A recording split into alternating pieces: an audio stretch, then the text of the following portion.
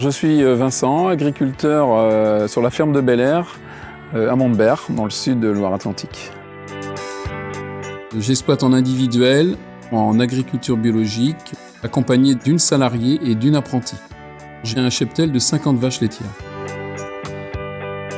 Je me suis installé en 1996 sur la ferme familiale, en société avec mes parents. En 2008, une évolution importante a eu lieu sur la ferme avec le départ en retraite de mes parents. Ainsi, je me suis retrouvé seul sur la ferme. Aujourd'hui, sur les 80 hectares de l'exploitation, 67 hectares sont accessibles aux vaches laitières. Les paddocks sont installés pour une durée de pâturage de 2 à 3 jours chacun, en plat unique. Les vaches pâturent de mi-février à mi-décembre.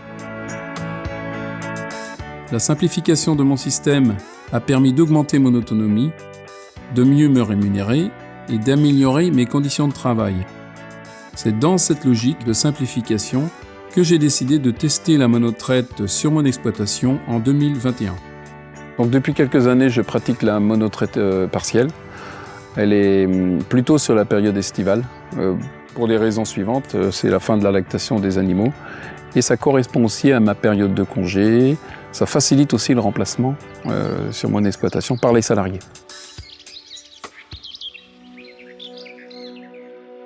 Pour mettre en place la monotraite sur la ferme la première année, j'ai procédé de la façon suivante. Quelques jours avant le passage en monotraite, j'ai appauvri la ration des vaches laitières en les mettant dans une pâture appauvrie avec beaucoup moins de trèfle. Aussi, j'ai arrêté la distribution de concentré.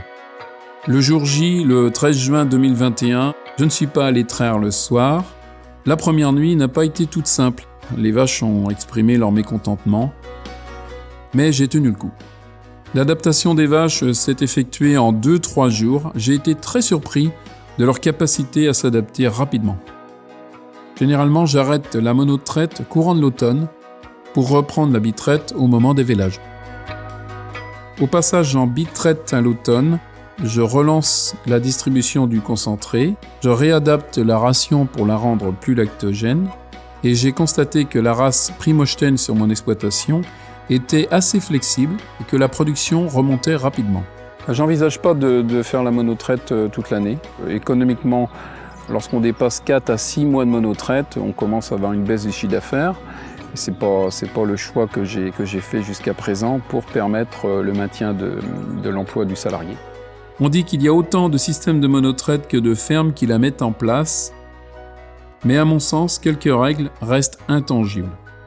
Tout d'abord, il faut être prêt psychologiquement et économiquement. En ce qui me concerne, la première année, j'avais fait une simulation économique, j'avais anticipé une baisse de ma production laitière de 25%. La baisse du coût énergétique par le fonctionnement du tank à lait, la baisse du coût alimentaire et la baisse des charges de mécanisation m'ont permis de ne pas dégrader mon revenu malgré la baisse sensible de mon chiffre d'affaires. Ce qui est très important dans la monotraite, c'est de vérifier l'état sanitaire du troupeau, et notamment le critère des cellules somatiques. Moi, j'essaie de vérifier que mon niveau de cellules soit inférieur à 150 000 pour éviter le risque de mamite qui pourrait survenir au début de la monotraite. Actuellement, je garde la même heure de traite du matin qu'en double traite. Pendant la traite unique du matin, je redouble de vigilance. Je m'assure que les quartiers sont bien vidés par un palpage de la mamelle. Si je doute, je rebranche une deuxième fois la vache à la traite. Dans le cadre de la technique de monotraite, on voit les vaches qu'une fois par jour. Et donc c'est important d'anticiper les interventions qu'on a à faire. C'était mon cas en 2022 puisque j'ai fait plusieurs inséminations dans une période de monotraite. Pour moi, la monotraite a de nombreux avantages. Mon troupeau est en meilleure santé, les vaches sont plus calmes, la qualité du lait est meilleure en matière grasse et en matière protéique, ce qui peut permettre de compenser en partie la baisse de production. Même si au début de la monotraite, je me suis senti décontenancé de finir des journées à 9-10 heures le matin, j'ai réussi à réorganiser mes journées pour valoriser au maximum ce temps gagné. La monotraite me laisse du temps en dehors de la ferme, pour mes engagements professionnels, personnels, mais surtout pour ma vie de famille. Le passage en monotraite depuis 3 ans a été pour moi une forme de lâcher prise, de prise de recul Alors qu'initialement, j'ai une formation de productiviste, je me suis aperçu que les freins étaient beaucoup plus dans ma tête que chez mes animaux.